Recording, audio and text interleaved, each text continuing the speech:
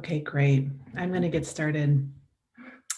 So my name is Shayna Kent, and I'm the Executive Director of Alumni Engagement. Thank you all for being here today. In my staff position, I support the Alumni Council, which is a volunteer board of alumni, and we support the educational calling of UC Santa Cruz. Counselors serve on action-oriented committees to support the UCSC community. And if you're interested in learning more about volunteer opportunities, an email will be dropped in the chat box that you can contact for more information. It is my pleasure to introduce Safarna Willie, Porter, class of 1983. And as a student, she would write her papers on a coin-operated typewriter in the library. God, that's a terrible memory, Sheena.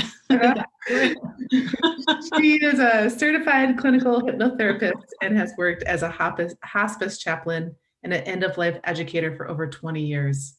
She now maintains a private practice in the Santa Cruz area, drawing on traditional psychology, world wisdom traditions, and hypnotherapy. Safarna facilitates Life Between Lives hypnotherapy sessions and teaches this modality for the Newton Institute. She has been a conference presenter and an author in the field of consciousness and is a contributor to Wisdom of Souls and It's a Wonderful Afterlife. Her talk is 30 minutes long, and we will end promptly at 7:30. Safarna will stay on the Zoom past 7:30 to take any questions and continue the conversation if you are interested. Please join me in welcoming Safarna.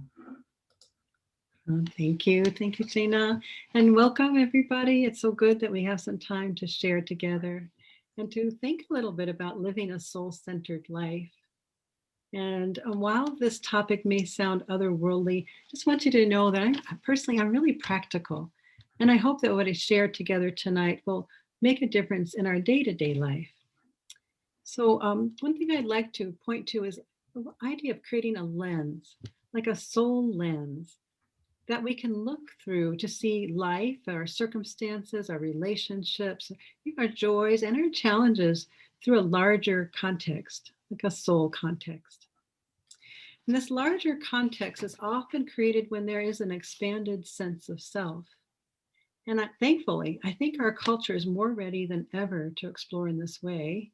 And one evidence of that is here we are. We're meeting via a university to talk about consciousness outside of the body, outside of the brain. But this opening, it's built on the work of many people, and of course, spiritual traditions that have given us tools for eons. But I'd like to point to some of the more modern and secular ways that people begin to think of themselves more as soul.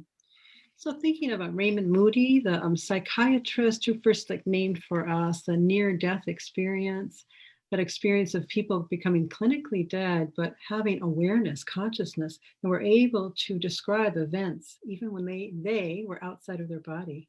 NDEs, near-death experiences. Or Gary Schwartz, he's a scientist, a doctor who does studies in afterlife communication. And it's not just double-blind studies, it's triple-blind studies in looking at the ways people that have passed on the other side of the veil, if you want to say, are able to communicate to their loved ones and back and forth. He's taking that to the scientific community. There was a man, Ian Stevenson, that listened to the reports children had of remembering who they used to be. And he would research that and find their stories. And more recently, bringing into our culture this idea of hypnosis and past life regression. You might have heard of Brian Weiss, who brought this to the public via Oprah, among other things, and some captivating books. To another person, Michael Newton, who I'll spend more time talking about, who did not really study on past life regression, but the period in between incarnations, which was a great surprise to him. But whatever doorway a person goes to get to this larger sense of self, there's a couple effects from having it. One, there's just a felt sense of knowing that we are really more than this body and brain and the story of our life. And there's also another effect that really connects with daily life. And that is, it seems like people that have this sense have a more desire to and ability to express love and compassion and courage and a kind of freedom, a freedom to be their own quirky, unique self and to really use this time of life as their learning lab. So those are some of the effects of having this larger lens. Well, I said I wanted to share with you about this Dr. Michael Newton. Well, he was a psychologist practicing in the 70s. He was not looking for this kind of information at all. He described himself as an atheist, even at times. So he found himself with a client who came to him. The client had an unexplained pain that no doctor could understand. And Dr. Newton decided to use hypnosis as a modality to see if he could help this man out of his suffering, thinking he could find something in his childhood or some kind of belief that was causing this pain. And he told the man when he was in that deeply relaxed state, go to the origin of this pain. Well, the man did not go to a childhood scene. He actually went to a scene of war. And he was describing being in World War I. And this was a great surprise to Dr. Newton. He helped him diminish that pain, and that is one of the positive potential side effects of past life regression. But beyond that, since Dr. Newton was a skeptic, as I said, he grilled the guy and said, "What's your name? Look down at your badge number. Tell me what your badge number is. What's your company's number? What's your mother's maiden name?" He asked him all these questions to get data because they didn't really think it was real. But after that man went home and Dr. Newton had a chance to do some research, this was before the web, he found out there actually was a man that by that name with those numbers that did die in the way he described. So that opened his world to think, oh my goodness, maybe this reincarnation, there's something to it. But that wasn't his last surprise, because he later had another client came to him and she had a deep and abiding loneliness in her life. And when Dr. Newton helped her to investigate that, she did not go to a past life. She went to what she called home. Home. And it was a place where she was totally accepted, totally understood and known and loved. And this is what she was longing for. And so he was thinking, what is this home? And so my ideal family, what was it? She said, oh no, this is the place you go to rest and to learn in between your lives on earth. Well, this got him going on decades of research. And since he was kind of a data hound, he really quietly and thoroughly and methodically kept exploring. And over time, he worked with people from many different backgrounds, many different cultures, different religious beliefs, who didn't know of his studies. So they weren't trying to replicate what he had already learned. This is all fresh. And consistently, Dr. Newton heard these reports of the same thing, this home, or this place of great love. Compassion, acceptance, humor, creativity, rest, and learning. He also found that when people touched into this place and felt it, it was healing balm to them. It gave them insight. It gave them a new grounding, and it was very beneficial for them. So he used these reports of people in deep trance and kept gathering information. And this wasn't like 200 or 300 people. He worked with over 7,000 people in this way. And these sessions are long, especially when he was doing his research. They're, 3, 4, for him, 5 or 6 hour long sessions where he worked with people and going deep and deeper. Well, another thing that people often reported consistently was that in this realm of love, that everyone has a guide or guides. There are beings that really care and watch over us. And this sounds sort of like our guardian angel. But I found that in my own work with people, it can be very emotional. It can be profoundly peaceful for a person to connect with this energy, this being that is their guide. And the guide is often follows a person from life to life to life. Never telling what to do, excuse me, but prompting, loving, caring, inviting, always to go forward to more learning. He also found people consistently reported that there is councils of beings that help over time, like with large projects or with a mission, and just in an individual as well. So there's a great support. There's also reports of places that are like libraries, and I always loved the library. And in LBL sessions, we call them for short, people report these halls of learning, these places where there is great knowledge and very creative ways to connect with that knowledge.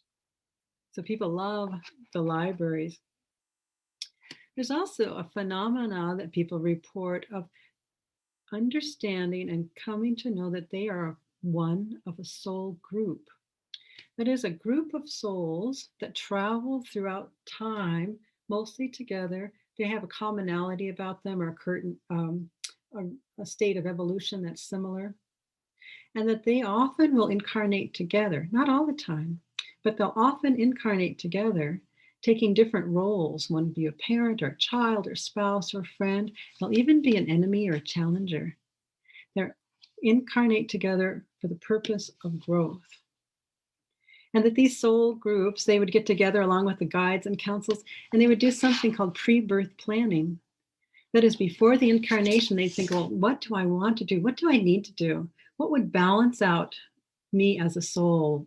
What contrast might I need? What things have I not experienced? What lessons have I tried to figure out for a million lifetimes that I'm still working on it? And so they would get together and think about how to orchestrate this. So, how do we learn to forgive or to love or to speak up or to persevere? Well, we learn that through experience. And so these soul groups would help. In that place of love and caring and peace, sounds like people or souls get very rested and renewed. And it's sort of like, summer vacation from the university where you really relax and you get that college catalog and you think, oh, wow, what do I want to learn? And almost so many classes look good and you think, I could do it. You just sign up for so many classes. I think it's sort of like that in that LBL realm. We get renewed and relaxed and we get inspired to learn. And so we might sign up, so to speak, for many classes, many opportunities for learning. So our soul friends, they help in orchestrating those circumstances and conditions that teach us, that help us, and they test us. So I've given an example, a few examples here. So say you're there in this place and you're so accepted and you're with souls that know you so well and you're with your soul buddy and you think, wow, I'm really terrible at forgiving. I'm just not good at it. And your soul friend will say, yeah, that's right. Remember that lifetime 3 times ago? And yeah, you really didn't do it well. And you think, no, gosh, but maybe I can this time. And your soul friend says, well, how about we incarnate together and we'll be really good friends. We'll love each other a lot. And then I'll betray you. I'll do a real good job. And then you will have a chance to see if you can forgive me. You'll have that opportunity. What do you think? Because you're so rested, you say, yes, that's a great idea. And so you make a plan for this eventuality to come to pass so you have the opportunity. Or another soul might be saying, I'm just a pushover. All the time I let myself be dominated. And your soul friend comes and says, well, yeah, that's true. How about we incarnate together in some way that we're going to have to interact with each other over time? And I will challenge you. I will annoy you into finding your voice. I'll just keep at it until you find whatever's in with you that will stand up strong. And you think, oh, okay, that'll work. So souls are very creative in what they do and what they might concoct. But I want to give you just a couple other examples because it touches into the dangerous territory of judgment. But say a soul's really rested and they say, I want to learn unconditional love. I think I'm ready for that big lesson. And your friend says, yeah, you really have been learning a lot. Let's do this unconditional love. And how about I come in as your husband and I become totally dependent and disabled and let's see if you can be in that energy of service and without rancor or resentment, tap into love and be with me. And you think, okay, I think so. And you make that plan. And it sounds altruistic. It sounds very virtuous, and it is. So that is an example. But just think in another way, maybe there's a soul who is really practiced at giving their life away, at serving another to the detriment of their own self. And she's with a soul friend, or he's with a soul friend, and they talk about that challenge. And they might get the same outer situation. How about we incarnate? I will be your wife, or I will be your husband, and I will be totally dependent on you. But your soul growth is to see if you can step away and see if you can find a passion and follow it. See if you can do things that other people may not approve of. And then the other soul, their journey is to see how they can let go of their expectations of who will help them. And so these soul lessons, they're often they're like puzzle pieces. They work together like twofers. So I like these kinds of examples because it can help us, it helps me, and it helps my clients look at the outward manifestations of people's lives and say, wow, what's the backstory? What is the backstory there? So how can we apply these kinds of ideas to our own life? And how to discern, what our own soul lesson is, our own soul goal is. Well, that deep inner listening is always a help, of course.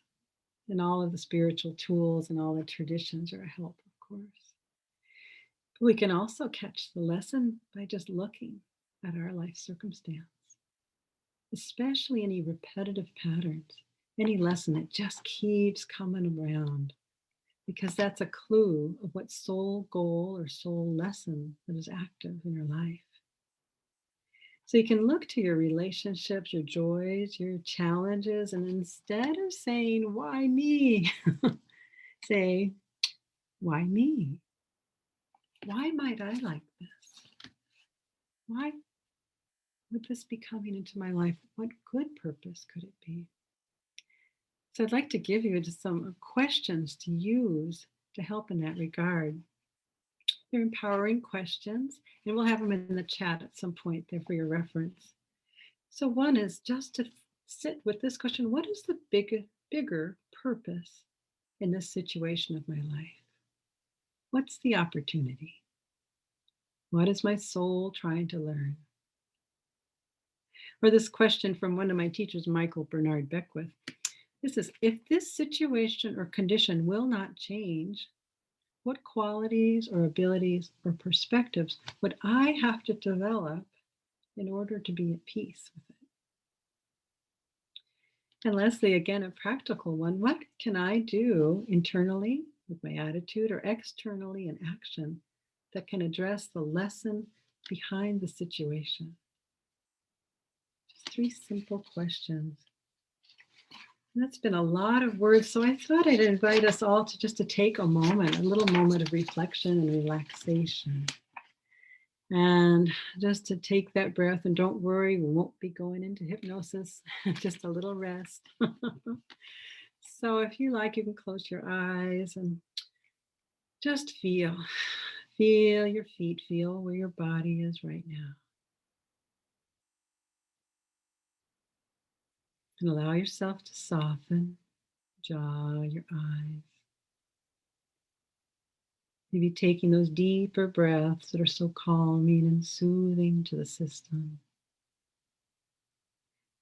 Notice you are taking in a little bit of the sky right into the center of your body. You're touching the vastness of all that space. And I invite you just to muse with me, if you would. What if you are more than this body and mind?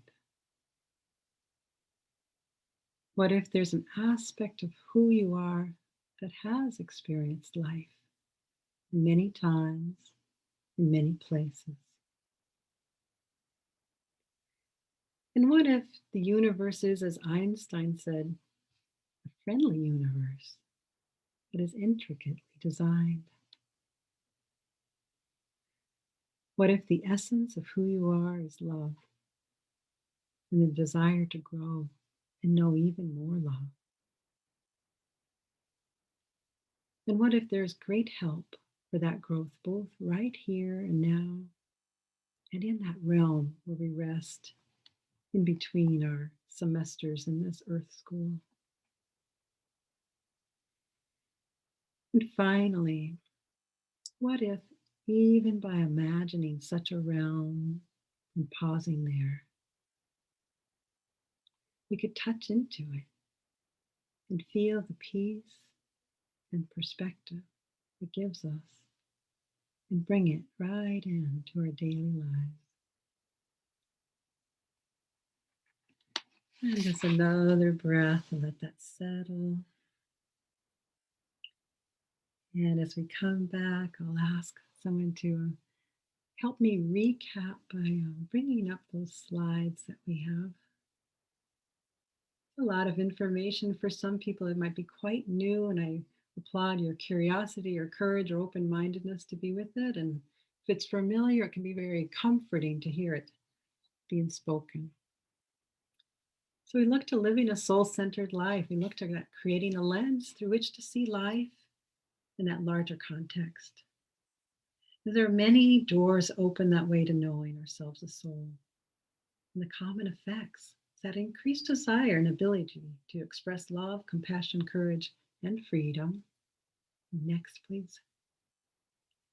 We talked about Dr. Michael Newton, and there's resources, there's a website, all kinds of information, plus several books.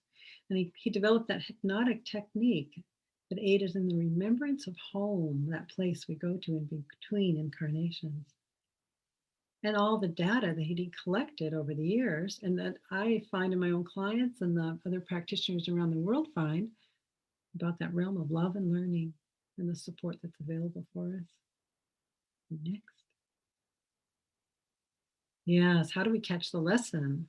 Our life circumstances. They give us a big clue as to what soul lessons are active in this life. And yes, instead of saying, why me? We can ask, why me? In some cases, it can be a great shift. We can go from victim to creator of our lesson.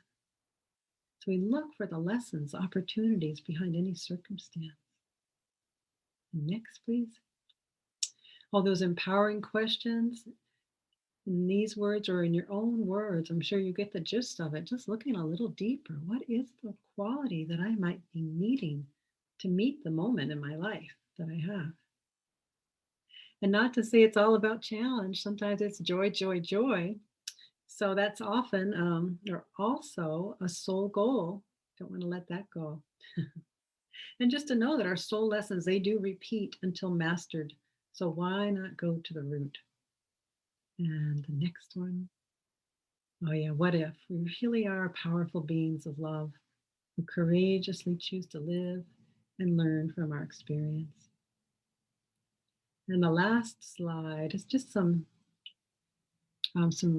references or resources for you. And I think some of those things will be in the chat as well. So with that, I just thank you for your time and attention.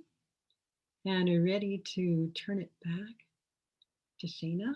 And we can, anyone who wishes, we can gather afterwards for a little bit more conversation.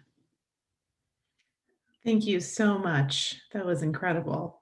I love the empowering questions. And I also want to say I was really drawn by the concept of having a guide, that guide to help connect to higher being and go forward with more learning. That really resonated with me. Oh, good. I also want to thank the audience for your active participation and for being engaged with us this evening. Before I move into Q&A, I want to mention a few points for those that need to drop off right at 7:30. I hope you've all enjoyed Alumni Week events. We have 3 more days full of fun left in Alumni Week, and it's not too late to register for other events. We do encourage you to make a donation of any size to support UC Santa Cruz. There's a crowdfunding campaign that's happening right now, and Barbara will put in the chat box the link to make a gift. And any gift is appreciated, and that will help deserving students of all backgrounds. And lastly, if you have any questions or want to continue the conversation, please stay on the Zoom. And with that, I encourage you to unmute yourself and join me in a round of applause, thanking Savarna for her amazing presentation. Thank you, everybody. I guess we have even a couple more minutes. My goodness. I am curious. Shana said some things resonated with her. I'm wondering if other things resonated with you, or also the idea of having a guide, which can be such a beautiful experience to lean into and feel and and enjoy. And also, if you feel like you'd like to put a question in the chat instead of speaking outright, feel free to do that too. I'm Joe, class of 05. Thank you so much for your words of wisdom. Wanted to see if you were familiar with Robert Johnson's books or lectures on the topic. He calls it the golden world. No, Familiar with Dr. you. Johnson? He was a Jungian, studied under Jung. Have you heard of Carl Jung? Oh, yes. Yes. What are your thoughts? Johnson likens, he almost died when he was 11 in a tragic car accident, loss of blood. For a minute, he lost so much blood, he says he visited what he called the golden world. And fortunately, they were able to get the blood clot under control. He comes back to life, but he says after that, it was hard for him to live on this planet because nothing ever quite measured up to that. Your thoughts?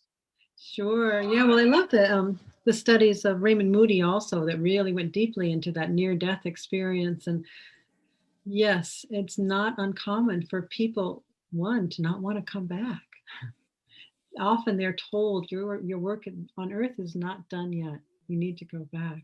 But many souls, people find, oh, they touch into that love, that beautiful energy, and it is quite intoxicating. The thing is, once that experience is integrated, which sometimes can take a while, that I think the effects are, as I mentioned, that there is a change in priorities where love is much more predominant. That need to love, the importance of love is something that kind of rises to the top, as opposed to materialism or status, anything like that. The golden realm, that's one way to describe it. And just in case someone has a different experience and wonders, what if it's not golden? Well, someone that I know quite well, she did she coded in the hospital, and she just went to a place of darkness, but it wasn't a bad darkness. It was very, very peaceful. And she was a long, long time meditator. And I think that for her was a good match. It's just quiet, peaceful place. There's many variations on that, and you might look at all the information on near-death experience. And the IONS is an organization, Institute for the Study of Near-Death Experience, and they have meetings for people that have had such an experience or people that want to learn about it. You can have all kinds of variations. Thank you, Joe. Thank you. I also resonated with your idea of soul groups. Did I understand right? That's the idea that we incarnate or reincarnate together with a group of people for our own growth? Yes, exactly. Yeah, they say in the research, that we've done through the life between life work, often there'll be soul groups of maybe 10 or 12 or 15 souls. And like I said, some will incarnate together. I don't know why I do this motion, but I do. They incarnate together and take those different roles, and some kind of stay back.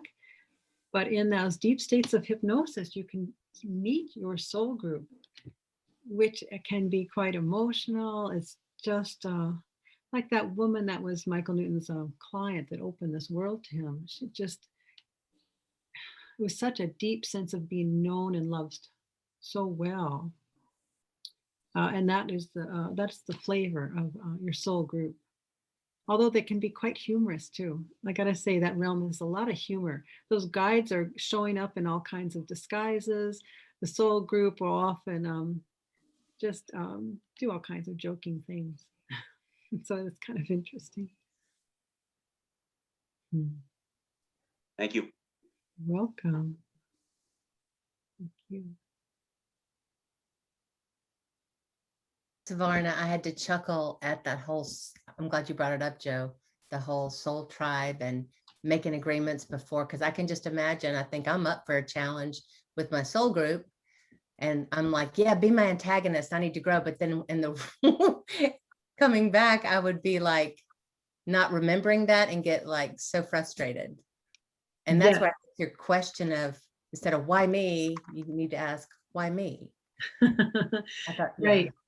Right, there is that idea of we have that amnesia. Most of us have that amnesia, but maybe you've had the experience of meeting someone even for the first time and just having like, oh wow, I know you, I know you. So there is a little flavor of our familiarity, and if you like, I could share an experience of my own around that. Okay, I've been married a long time now, but before that, someone said, I want you to meet my friend, like a blind date. And I remember driving and I went past the restaurant, this big plate glass window, a lot of people there, a lot of heads. I saw one particular head in that crowd of people. And my first and immediate reaction was, oh no, oh no. And long story short, I spent 2.5 years with that man. I said, oh no. And there was some beauty in that relationship. There was love in that relationship. And there was also a real need for me to get real brave and leave. And so he offered me the opportunity to do some things that were difficult for me. And I did really grow through it. And we are so different politically and all kinds of things. Never would I imagine that that man would be in my soul group. And then when I had my first LBL experience and I'm feeling in that energy, and usually people don't show up in how they look. They usually show up like lights or something, and then they'll kind of flash like, oh, it's me. There he was. There he was. And I said, you're here. And his response was really interesting. I think, I left that relationship, I think, in a really kind way, in a good way. I felt good about the way I left that relationship. And so his first response to me was, I'm glad you could look past the appearance of non-loving. I'm glad you could look past the appearance of non-loving. That he played that role that elicited that strength out of me. And he also kind of shared, and he was off to the side, he was often the soul in the soul group that would take the role. He said he liked to be the grit in someone's shoe. He liked to do those challenging things. He didn't mind, and I think that's a hard assignment, really. He would do those things that would cause reasons to grow. So that made me think, well, that's why I looked at him and saw even a corner of that man's head and said, oh no. Because a part of me thought, that's that one who likes to be the grit in someone's shoe. I'm in for it now.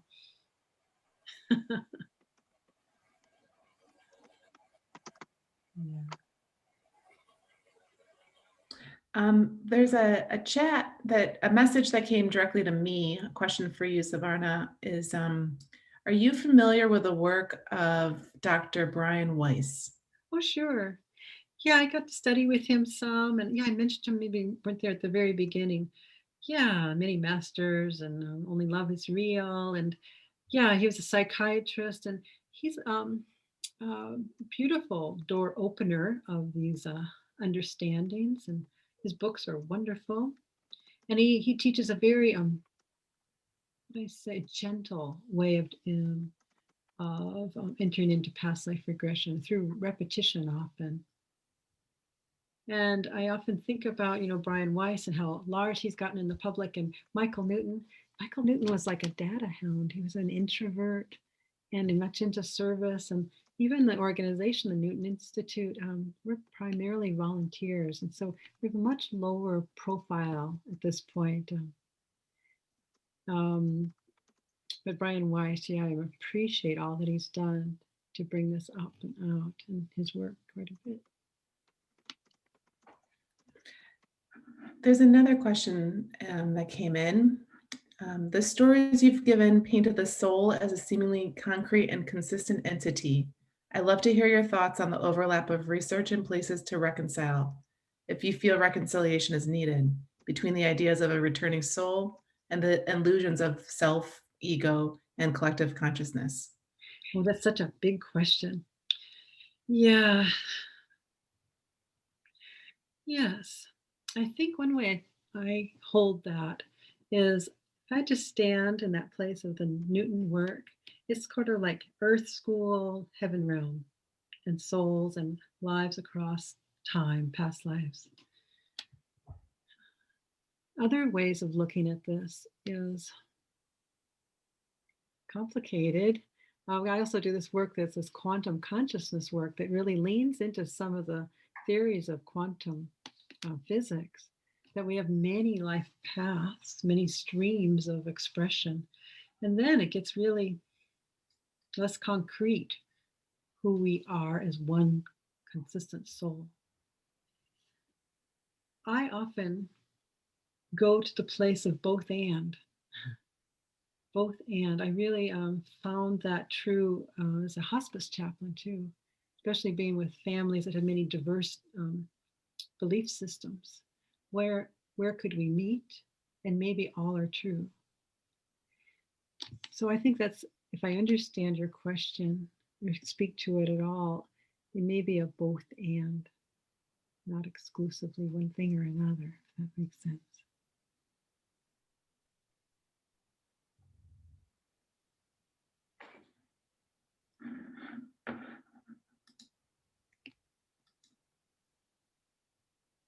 Stephanie, if you want to still engage, feel free to unmute yourself and chime in if you want to, if you're comfortable.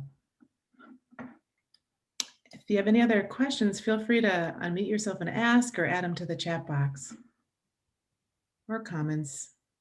Savarna, did you feel like UCSC did a good job of preparing us for, soul groups, guardian angels, near-death experiences?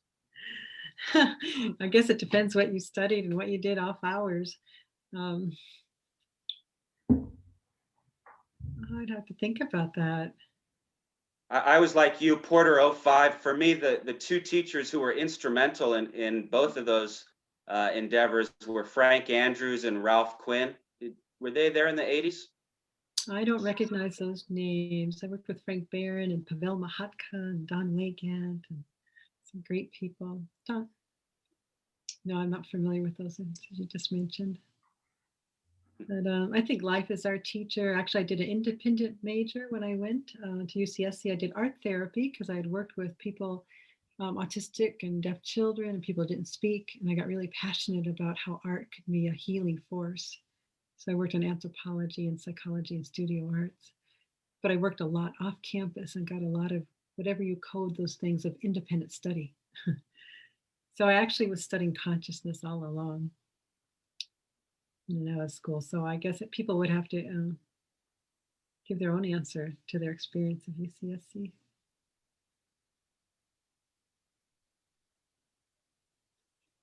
Shana, can I keep asking my questions, or do I need to raise the hand and get your permission, or what's the way to proceed? Go for it, Joe. Ask another question.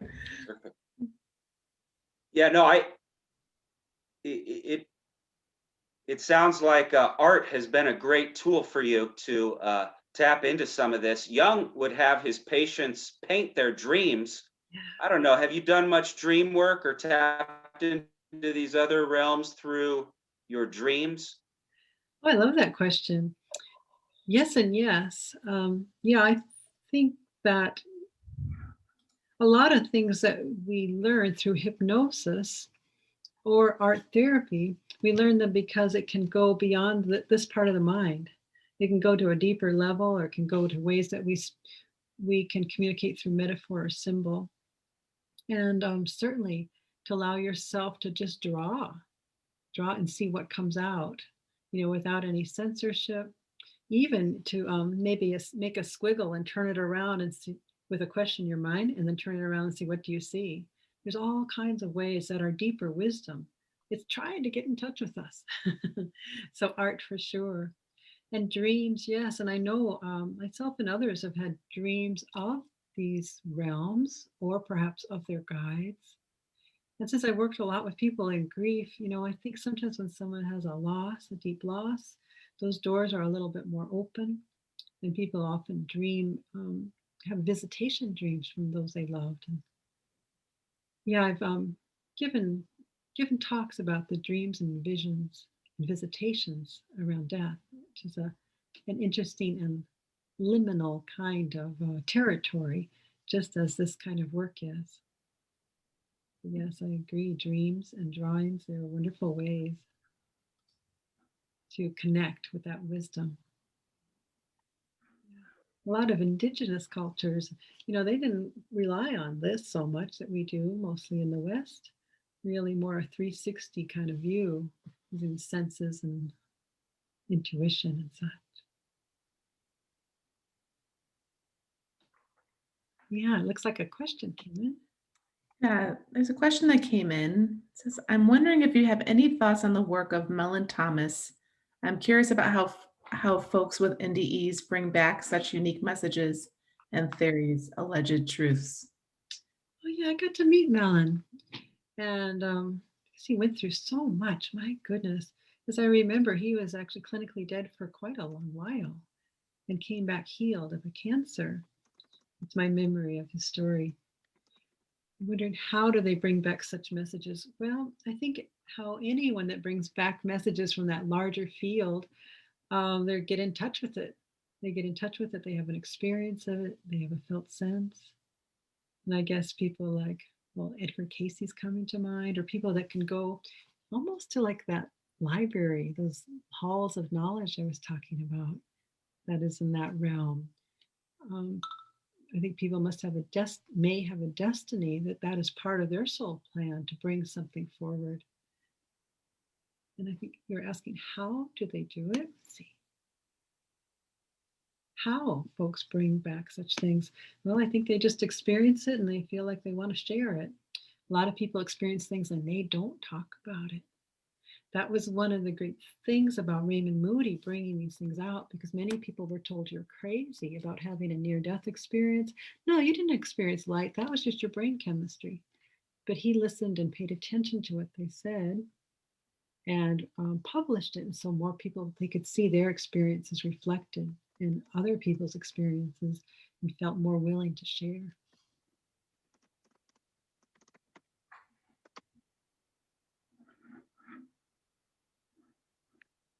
Could you speak a little more? You mentioned how sometimes relationships or people are brought into our lives to teach us.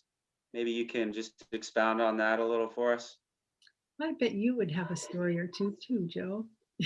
I was thinking of my first girlfriend at Porter. We were together for about that amount of time, 2 years. I met her in the dorms, and it was my initiation into the feminine. I went to an all-boys Catholic high school. So it was like, wow.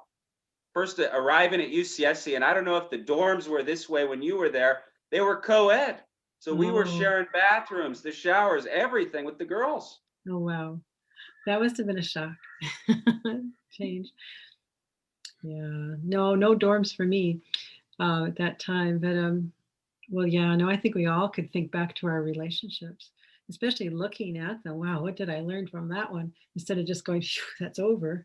Like, wow, what did I learn? Or what was I invited to learn by that relationship? What was LBL that you referred to? Oh, sorry, Googled that's it. our shorthand for life between lives, LBL, life between lives. Yeah, and yeah, I was on the board of directors for them. I was part of their research folks for a time. I'm an instructor of this method. There's only a few of us doing that, but we have about 200 practitioners that are around the world doing this work and continuing to collect data. The last training I offered in person, we had people from 9 countries that came. Australia, Peru, Argentina, all through Europe, Mexico. It was really a beautiful international group.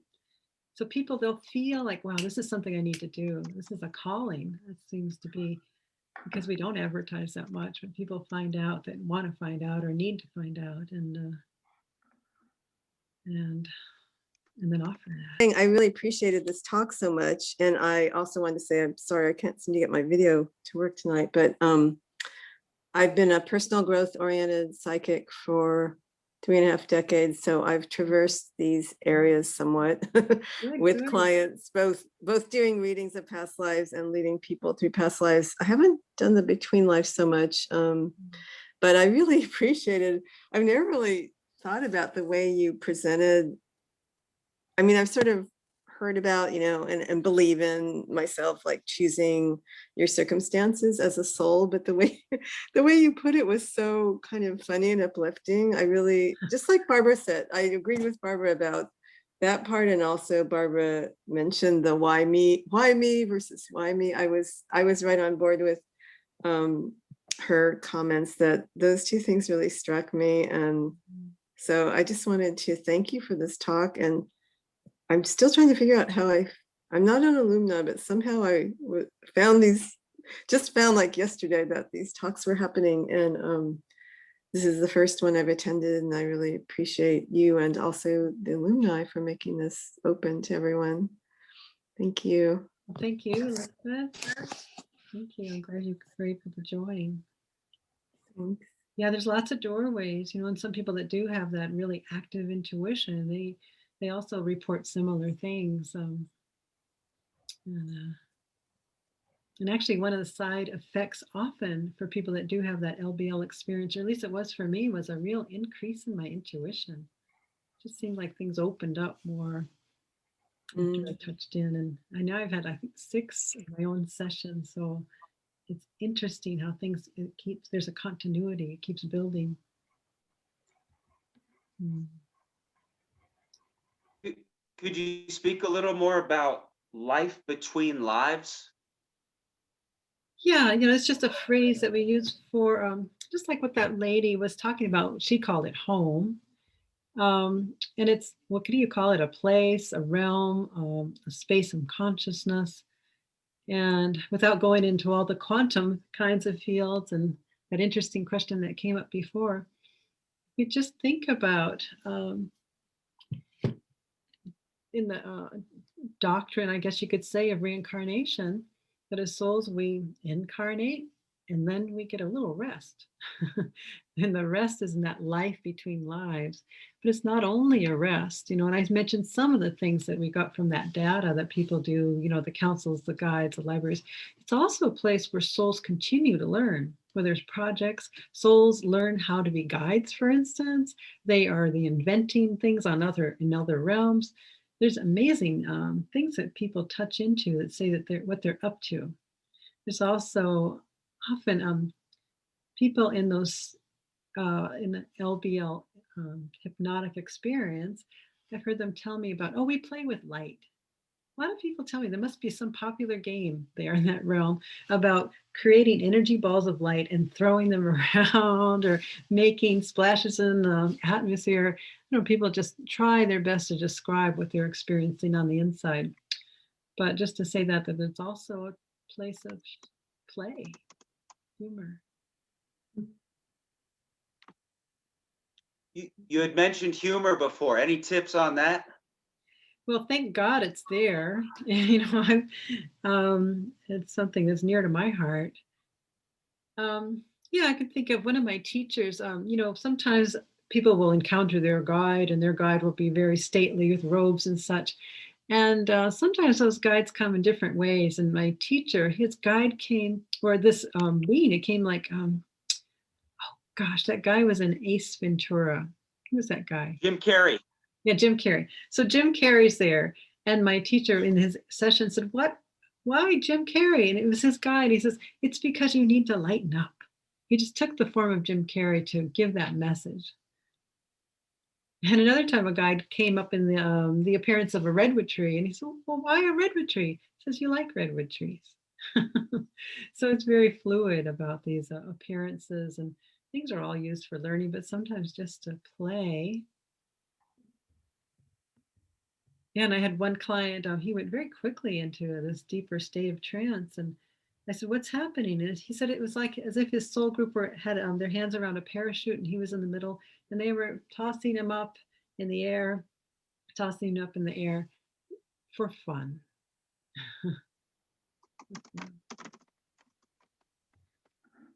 There is variation. I'm thinking of some clients whose soul groups were more had more gravitas, maybe more solemnity. There's just variation, just like we have variation here. What do you think of the Taoist idea of the yin and yang? It's about balance, or the light and dark. Yeah, that's an interesting question, because sometimes a soul will want to have an experience for contrast. It is almost like experiencing the polarity of lives. And it's not about karma, really, or not about balancing in that way. It's just like an interest in experiencing a well-rounded array of Earth experiences. So, yeah, a little dance with the light and the dark. That's a great image. Do you think we can, you talked a little about getting in touch with past lives, life between lives. What about future incarnations? Can you address that, please? Some people do that. Someone asked about Brian Weiss, and I don't know, he's done that a little bit. Excuse me, I think everything's pretty fluid, and what we perceive is based on what we feel is important. I've noticed that in my past life regressions. People will notice like one element of a scene because that's where their attention was. But in future progressions, that gets complicated too because of all that quantum physics things and what's time really. But what I understand mostly around the future progressions is it's one of the quantum possibilities. And none of this is really about fortune telling, or prediction really. Though you can pay attention to the trends, and it's been some interesting trends that many people are talking about this time in history and about what we're living through now. That they're, it's like, what is the purpose of this communally that we're experiencing, the virus, for instance? In fact, as a research department, we just did some series of sessions and asked people about that. What's the purpose of this virus around the world?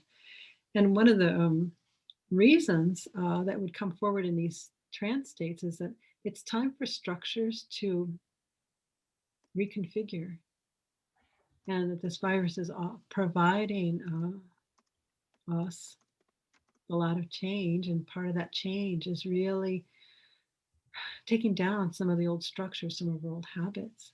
And in doing that, it's creating an opening. For some people, that opening has been grief and difficult. And for some people, it's been that, but it's also been a chance to slow down, to listen, to be quiet, to look at their priorities, all kinds of things. So your future progression, people can do that, and it's interesting. And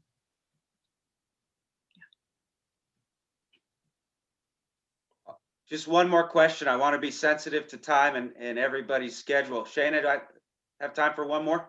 More question, Joe. Thank you. You're making it Some more, lively, huh? Joe. Thanks. Well, and I don't want to cut anybody else off. Please, anybody else before I ask my last question? Hello. Can you hear me? Hi. Hello. Thanks for giving us space in there, Joe. Can you hear me now? Can hear you, Michael. My partner tells a story about being up in Hayfork, California, and not knowing the history of the place. And she went into a cave and had overwhelming experience of torture of people being killed, and that their energy somehow was still there. And then she researched the area and found that there was an Indian slaughter there. Wow. In the pioneer days. And I'm wondering if you have any insights into, could those people have been stuck between lives, or do you have any idea what might have been happening in an experience like that? Yeah, that is an interesting question. And sometimes people do, a portion of soul can get stuck in a sense or in a loop. And I've found that in some of my past life regressions, because in past life regressions, you can go in and through the experience of dying. And sometimes a person's like, where are you now? Well, I'm still there. I'm still there. I'm still there.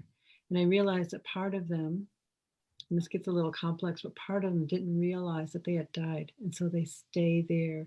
But there's wonderful things you can do to help that part know that there's more for them and be released. Releasement, you can call it whatever you like. But no, that can happen. In that, those people were so part of the land as So opposed part to of us the Westerners, they were one with the land. yeah. And my partner experienced them still being there, but in the experience of their being hurt and killed. Yeah. You know, also had a somewhat similar experience. Actually, in one of our trainings I did, we went to a place in Northern California, and we were just using the baseball field for a consciousness exercise. But when I laid down on that grass, I started seeing all these people in my inner mind. And I have some intuition, but not that much. But someone in the group was very intuitive, and she corroborated who we were seeing, what we were seeing. And similar to your partner, we found out that that had been a place of many people dying. So I think there's energies that still are there for those who are sensitive and can feel that. Geographically placed. Right. They seem to be part of the place. Part of the place, at least for now, yeah. Where that imprint is very strong in that place. Yeah. One more quick thing maybe. My best friend, my 12 years brother dog, my canine buddy, died of bone cancer this week. And I've been trying to believe that there's some energy that goes on. Maybe you would like to talk a little bit about non-human experience like this, if you have any insight into that. Yeah, I think they do. And I've certainly heard that in some of other like near death or mediums talk a lot about that. And Robert Schwartz, he and I both presented at a conference, and he's done a lot of work around your soul's plan, this kind of thing. And he puts more energy into really connecting with the pets. And then through his experience, that it's true that the pets, or the energy of the pets, that love connections remain. Love connections remain. So that's a sweet thought. Well, he's helped me open my heart just through his example. And he's brought my partner and I closer together in his going. So I know that the energy and the experience and the effect goes on, but unfortunately I don't have any personal experience of intuiting. Just be open and see what happens. And when our golden retriever died, after he died, it felt like I really felt him. He came and he went right on the couch that he wasn't supposed to go on. Yeah. So I really had a sense of his spirit there for a while. So just listen, Michael, and feel. I will. Thank you so much for listening carefully. Great. Well, Savarna, I just want to take another minute to thank you so much for this very enlightening past hour of my life. So thank you so much. I think Barbara's going to add one final link in the chat box if you're interested in connecting with Savarna or learning more about her work. So thank you all for joining us, and I look forward to seeing you in another Zoom room and soon in person. Yeah, thank you. Thank you, everybody. Thank you, Joe, for the question. Thank you, Savarna. This has been amazing. We'll be in touch if you'd like. What's the best way to be in touch? Well, I think she'll put my website in there, and that there's a contact page there. Thank you. Thank you, Savarna. It was great. Oh, thank you, Juliet. Good to hear your voice. Thank you, everybody. Is that healingjourneyhypnotherapy.com? Should be an S in there, Healing Journeys. Okay. Yeah. And give me a little space. I don't get to those emails all the time. And I put that in the chat box. Right, thank you. Yeah, thank you, everybody. Everyone. Bye-bye. Thank you, Savarna. Enjoy the rest of the much. night. Yeah, all right. Take care.